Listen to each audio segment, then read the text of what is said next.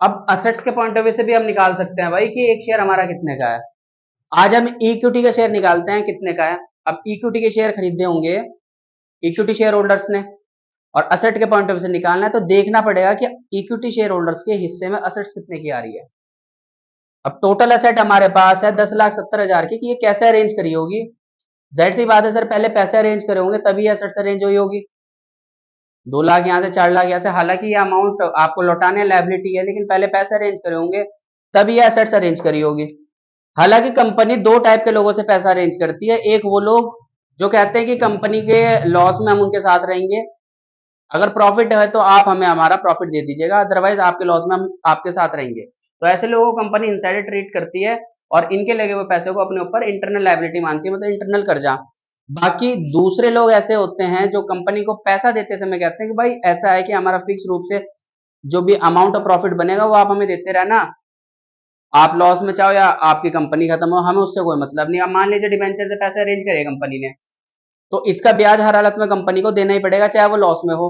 Preference share से पैसे arrange करे, इसका डिविडेंड भी हर हालत में देना पड़ेगा। लोन से पैसे अरेंज करे, इसका भी डिविडेंड, इसका इंटरेस्ट कंपनी को हर हालत में फिक्स रूप से पेड करना पड़ेगा। तो उसी तरीके से वो सभी लायबिलिटी जो कंपनी को हर हालत में फिक्स रूप से देनी देनी है, चाहे लॉस में चली जाए चाहे कंपनी बंद हो जाए, वो सारी लायबिलिटी कंपनी के लिए इंटरनल लायबिलिटी, वो सारा कर्जा कंपनी के लिए इंटरनल ओ एक्सटर्नल लायबिलिटी, वो सारी लायबिलिटी कंपनी के लिए एक्सटर्नल लायबिलिटी होगी, मतलब एक्सटर्नल कर्जा होगा। और वो लोग जिनसे ये कर्जा बना है उन सभी लोगों को कंपनी आउटसाइड ट्रीट करेगी। अब केवल इक्विटी शेयर होल्डर्स ही वो लोग होता है जो कंपनी के लॉस में उनके साथ खड़े रहते हैं। अब इन्हीं का तो शेयर निकालना है आज हमें कितने का है। अगर हमें पता लग जाए कि इक्विटी शेयर होल्डर्स के हिस्से में असेट्स कितने की आ रही है तो इनका शेयर निकल जाएगा। इक्विटी शेयर होल्डर्स मतलब इनसाइडर्स, मतलब इंटरनल लायबिलिटीज। अब इंटरनल लायबिलिटीज के हिस्से की असेट्स पता लग जाए तो इक्विटी शेयर निकल आएगा। अब ध्यान से देखिए, टोटल असेट 10,70,000 की है। अब ये असेट्स इंटरनल और एक्सटर्नल के अमाउंट से तो मिलके बनी है। अब इस असेट में से एक्सटर्नल का अमाउंट अगर आप हटा दें तो पता लग जाएगा कि इंटरनल लायबिलिटीज के हिस्से की असेट कितनी है। बट पहले एक्सटर्नल लायबिलिटी पता लगाओ भाई ये है कितनी, मतलब वो कर्जे पता लगाओ, वो लायबिलिटीज पता लगाओ जो हर हालत में देने ही देने हैं, चाहे कंपनी लॉस में भी हो। सबसे पहली लायबिलिटी 2 लाख रुपए की इक्विटी शेयर्स की, मतलब 2 लाख ले रखे इक्विटी शेयर से। अब ये लायबिलिटी तो सर इंटरनल है, हमें चाहिए एक्सटर्नल। अब 3,40,000 की लायबिलिटी है रिजर्व की, मतलब 3,40,000 अरेंज कर रखे हैं रिजर्व से। कई बार share holders, equity share holders सारा प्रॉफिट नहीं ले जाते, कुछ कंपनी में छोड़ देते हैं तो वो रिजर्व के रूप में रह जाता है, तो ये लायबिलिटी भी सर इंटरनल हुई। अब 60,000 की लायबिलिटी है प्रॉफिट्स की, मतलब कई बार क्या है इक्विटी शेयर होल्डर्स अपना प्रॉफिट कंपनी में ही छोड़ देते हैं कि भाई कंपनी का काम आ जाएगा, तो सर ये लायबिलिटी भी इंटरनल हुई। हमें तो सर एक्सटर्नल लायबिलिटी चाहिए। अब 80,000 की लायबिलिटी क्रेडिटर्स की, जिनसे उधार माल खरीद रखा है। हाँ सर, ये अमाउंट हमें हर हालत में देना ही देना होगा, चाहे हम लॉस में भी चले जाए। तो एक एक्सटर्नल लायबिलिटी हमें मिल गई, तो एक एक्सटर्नल लायबिलिटी हमें 80,000 की मिल गई। अगली लायबिलिटी 1,20,000 की हमारी बिल्स पेबल की, ऐसे बिल जिनका पेमेंट करना है, कभी हमने साइन कर रखे होंगे, उधार मान लिया होगा, तो सर ये लायबिलिटी भी हर हालत में हमें देनी पड़ेगी भले ही हम लॉस में चले जाएं। तो एक एक्सटर्नल लायबिलिटी और मिल गई बिल्स पेबल की 1,20,000 की। अब 2,70,000 की लायबिलिटी लोन के नाम की। अब लोन के नाम की लायबिलिटी तो आपको क्या बताएं, ये तो एक्सटर्नली होती है जो हर हालत में पेड करनी है। तो टोटल एक्सटर्नल लायबिलिटी हमारी हुई 4,70,000 की। टोटल असेट है 10,70,000 की, टोटल असेट्स है हमारी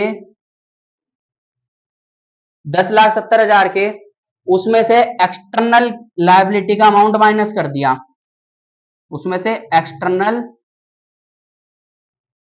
लायबिलिटीज का अमाउंट माइनस कर दिया। तो जो अमाउंट बचेगा, मतलब जितने अमाउंट की असेट बचेगी, ये इंटरनल लायबिलिटीज के हिस्से की होगी। मतलब 6 लाख की जो संपत्ति बची है, 6 लाख की जो असेट बची है, ये इंटरनल लायबिलिटीज के हिस्से की है। मतलब इंटरनल लायबिलिटी के हिस्से की है, मतलब इक्विटी शेयर होल्डर्स के हिस्से की है।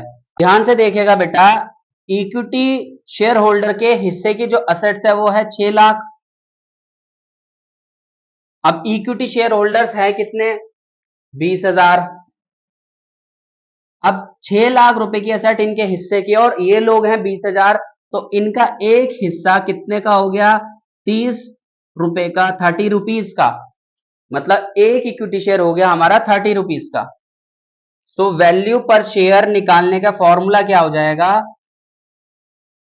वैल्यू पर शेयर निकालने का फॉर्मूला क्या हो जाएगा, 60,000 क्या है, वो 6 लाख क्या है, 6 लाख जो है बेटा वो नेट एसेट्स हैं, तो 6 लाख है नेट एसेट्स, जो हमें बताते हैं इंटरनल लायबिलिटीज के हिस्से की एसेट्स कितनी है, उसे डिवाइड करना पड़ेगा आपको 20,000, जो number of equity share holder है, number of equity shares holders हैं, इन्हें हम शॉर्ट में लिख सकते हैं। तो वैल्यू पर शेयर मतलब एक शेयर की वैल्यू निकालने का फॉर्मूला बन जाएगा आपका ये net asset divided by number of equity share holders. और ये जो 6 लाख निकला था हमारा, ये है हमारा नेट एसेट, जो बताता है कि इंटरनल लायबिलिटीज के हिस्से की एसेट्स कितनी है, 6 लाख की। बेटे और भी तरीके हैं जिनके थ्रू शेयर की वैल्यू निकाली जा सकती है, लेकिन वो नेक्स्ट वीडियो में सीखेंगे।